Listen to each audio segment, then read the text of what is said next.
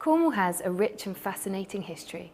Iconic engine houses bear silent testimony to the days when, for a short time, the county was the richest place in the world.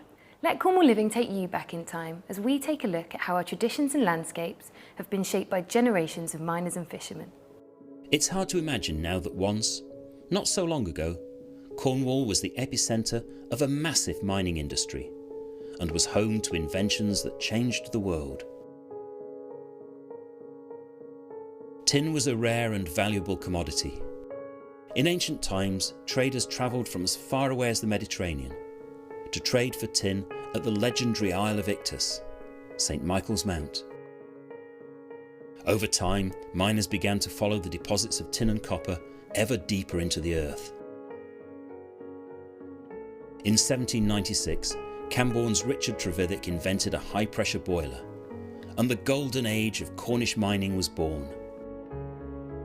Steam-powered beam engines were introduced, enabling shafts to be driven thousands of feet deep into the hard rock, and tunnels extended out underneath the seabed for as far as 2 miles. On stormy days, miners could hear undersea rocks rolling around above their heads. Work was dangerous, conditions harsh, hours long. Accidents were common.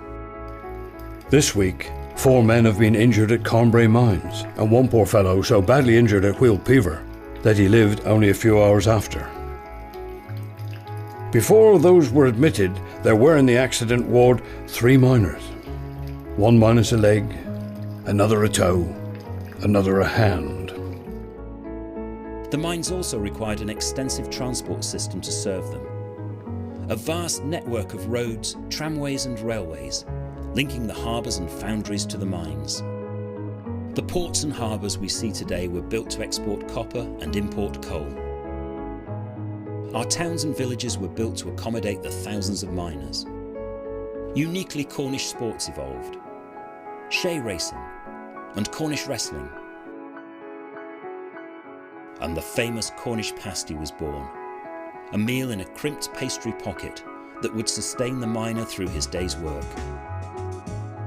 But increasing global competition forced the closure of Cornish mines and the migration of much of its mining workforce.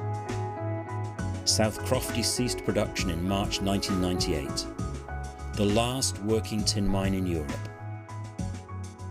Today, Cornwall's mining landscape is quiet and tranquil, and few remember the days when Cornwall led the world.